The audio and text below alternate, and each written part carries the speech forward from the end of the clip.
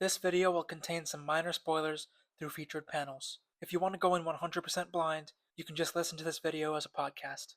Between the adult world and the world of kids, there, Holyland exists. Lenient law and the reality of violence rules a separate world. In that world, he was there. Yu Kamishiro. He was, without a mistake, there. Holyland, written and illustrated by Koji Mori and published in Young Animal magazine, is a seinen martial arts manga. It follows a bullied high schooler named Yu Kamishiro, who teaches himself basic boxing and starts beating up delinquents who prey on the weak. By hunting down other fighters, he's convinced that he can change and grow out of the person he used to be. But as his reputation builds, he's plunged deeper into the world of nighttime street fights. He enters the titular Holyland, where might makes right, where teens like him try to find their place in the world through combat. Holyland isn't exactly a physical place, but it's not purely a state of mind either. Everyone has their own Holyland, their own place in this world, to hold on to. Kamishiro grows to love his Holyland and the people who define it, and will do everything he can to both survive in it and protect it from others. It's not all fun and games, though. As he gets stronger, he faces increasingly vile opponents. So as he fights them, he has to struggle with his inner demons to make sure he doesn't end up wandering the streets endlessly when it's over. Kamishiro has to make sure he can escape his own Holyland once he discovers the meaning of true strength. He can't stay there forever. It's a temporary phase that passes once you grow into an adult. In my opinion, Holyland takes top spot out of all the martial arts mangas I've read. Anyone who likes fighting manga or anime absolutely must check this series out. Even better is the fact that it's one of those mangas that has never gotten a proper adaptation. There was a K-drama that tried to adapt it at one point, but in terms of what it was doing, it failed spectacularly.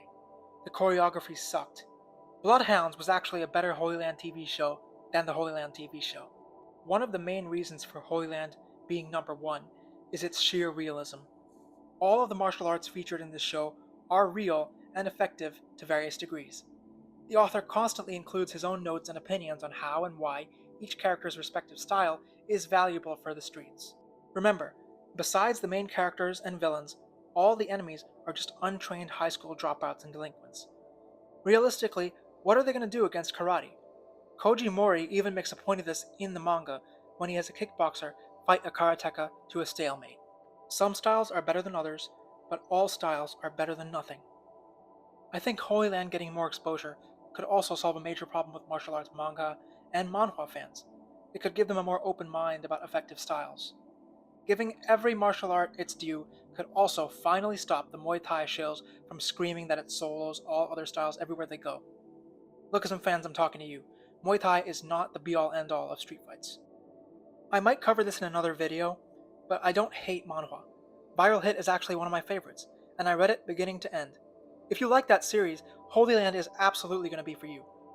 Something I personally love about Holyland is how, because it's a seinen, it shows the violence of street fighting and barehanded combat specifically. Karate especially gets its time to shine, showing off its niche uses like spear hands and karate chops. Fights get very gory very quickly. Teeth go flying, eyes are gouged out, characters get beaten into the hospital for entire arcs. They also have their faces cut open by elbows and knuckles on the regular. At most, characters will sometimes wear wraps or reinforced gloves, and those are for organized fights. Save for one arc where Kamishiro has enough time to prepare a whole set of armor underneath his hoodie to deal with bat-wielding enemies. The second major draw Holyland has, besides its fantastic choreography, is its look into the psychological issues that troubled teens go through. They deal with it through different coping mechanisms, most frequently by crushing weaker fighters. Remember that the story still follows fighters, but it also features an arc about hard drugs and how they hurt communities. One of the final opponents of the series is a drug dealer who calls himself King. That isn't a major spoiler because King himself is a character entering Holyland from the outside. I won't say what the drug arc specifically involves because, again, please go read this. It's only 182 chapters and can be finished in one weekend. Holyland's art style is really unique. It's a strange blend of realism and anime. I found it really compelling that Kamishiro's face constantly shifted as I kept reading. As he gains strength and confidence, his appearance goes from a typical wide-eyed kid to a design that screams seinen protagonist. His hair grows out, his eyes become colder, and he grows in size. It's fascinating that you can see him somewhat revert to his Chapter 1 appearance whenever he loses confidence or thinks he screwed up. His psychological development is reflected by his physical development. There is one thing I'll say you might find as a typical anime trope. Kamishiro Yu is kind of a copy genius. But what's interesting is it's not done in the sense where he sees something once and replicates it perfectly. For example, when he learns to kick, he figures it out pretty quickly, but he technically does it wrong. He turns what's supposed to be a clean, basic roundhouse into a question mark kick because he focused on the wrong aspect.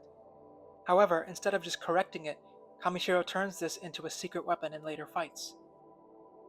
Every ally Kamishiro makes plays a pivotal part in his development as a fighter and as a person. On his own, he learns to throw a 1-2 from a stationary stance. Then, early on, the former boxer Izawa teaches him footwork. After that, he learns kicks and additional fighting tactics from a karateka named Shogo. This goes on until the end of the series, when his style finalizes into a blend of boxing, karate, and Muay Thai. He picks all these skills up only because he was willing to accept other troubled teens.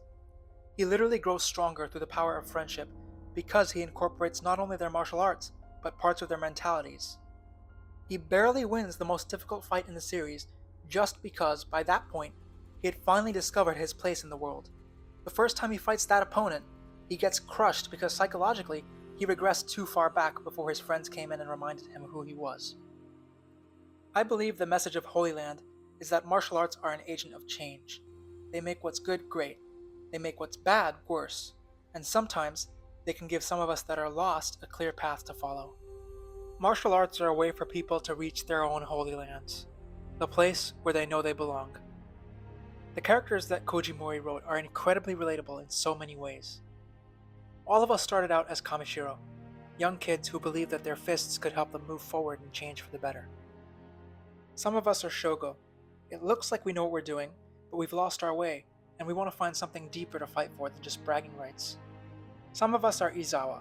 We have nothing left but our ability to fight and wander the streets, looking for something more. Older readers can relate to Tsuchiya, fully self-actualized, super chill guy who runs a bakery.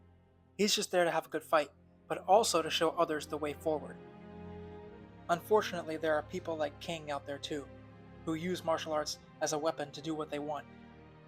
Yoshito represents fighters who train in gyms but still want to reach out into the abyss, into that void of uninhibited violence that is the streets, just to see how good they really are. But at the end of the day, all of these people are just trying their best to grow up. There's a reason the phrase "place in this world" is repeated over and over throughout the manga, because finding it is the driving force for everyone. If you like seinen, if you like psychological manga, if you like fighting manga and manhwa, and if you like delinquent stories, Holyland is a perfect blend of all of this, done in a way that is completely unique to itself. I'm sure you'll feel immensely satisfied with everyone's character arcs by the final chapter.